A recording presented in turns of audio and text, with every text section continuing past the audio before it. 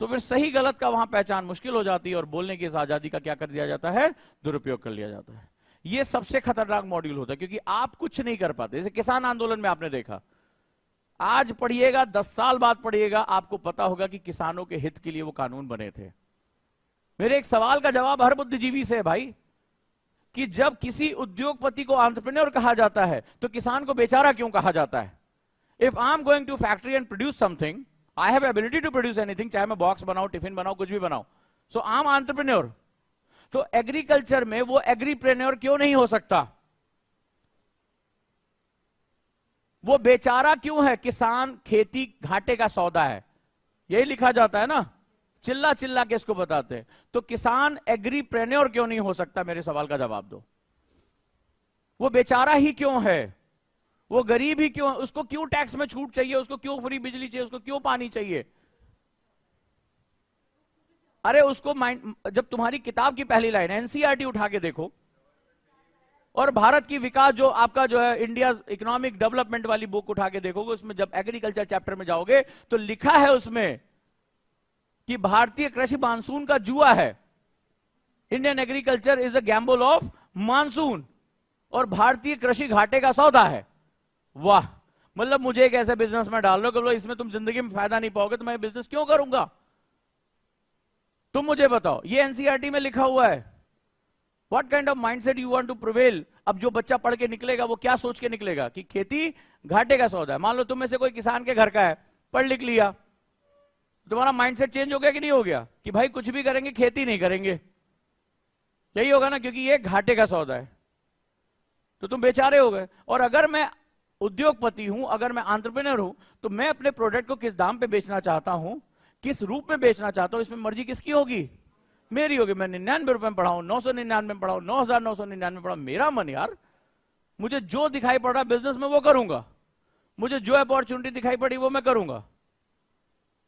सो तुम फसल कौन सी उगाओगे, तुम्हें मैक्सिमम प्राइस कौन सा मिलेगा, ये कौन तय कर रहा है? गवर्नमेंट तय कर रही है। तो तुम काहे कि तुम जो है वो फिर एग्रीप्रेन्योर। तो ये जो मौके थे वो एग्रीप्रेन्योर बनने के मौके थे। और सबको पता है कि एग्रीकल्चर में भारत की 55% आबादी है, और जिस दिन ये 55% आबादी अपने पैर पे खड़ी हो गई, दुनिया का सबसे ताकतवर बाजार हमारे पास होगा। क्योंकि हमारे जो विकास की धुरी है वो गांव की तरफ शिफ्ट हो जाएगी। हमारे गांव के पास पर कैपिटा इनकम आ जाएगी, हमारे गांव के पास परचेसिंग पावर पैरिटी आ जाएगी। और फिर जब ये इतनी बड़ी आबादी के पास पैसा आ गया ना, तो ये दुनिया भर की जो कंपनीज घूम रही हैं वो सब भारत भाग के आएंगी। क्योंकि गांव का आदमी वो सब कुछ डिमांड करने लगेगा जो आज शहर का 30% आदमी कर रहा है। 70% आबादी मेरी कहां रहती है? गांव में रहती है। ह्यूज मार्केट, दुनिया भर के बैंकिंग, दुनिया भर का इंश्योरेंस, दुनिया भर का मेडिकल सिस्टम, दुनिया भर का एफएमसीजी, दुनिया भर की सारी चीजें किधर भागेंगी? भारत भागेंगी। और ये विदेशियों को पसंद नहीं है। और भारत फंस गया अपने उस फ्रीडम ऑफ स्पीच में।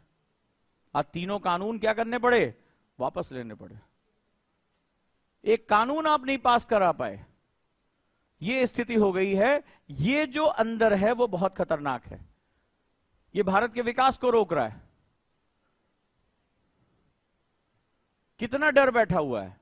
तो जिस दिन आपने एग्रीकल्चर में एग्रीप्रेन्योर वर्ड, जिसको किसान फार्मर को एग्रीप्रेन्योर बोलना शुरू कर दिया, उसी दिन तुम्हें भारत की धरती से वाकई में सोना उगलना शुरू हो जाएगा। वो मजाक बात नहीं कर रहा हूं।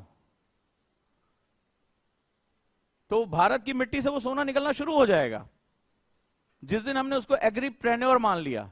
जिस दिन पढ़ा लिखा यूथ जोमेटो स्विगी में पिज्जा बेचने की बजाय अपना श्रम अपने खेतों में लगाने लग गया और वहां इनोवेशन करने लग गया, उस दिन तुम्हें पता चलेगा पर कैपिटा इनकम कैसे रॉकेट हाई पहुंचती है।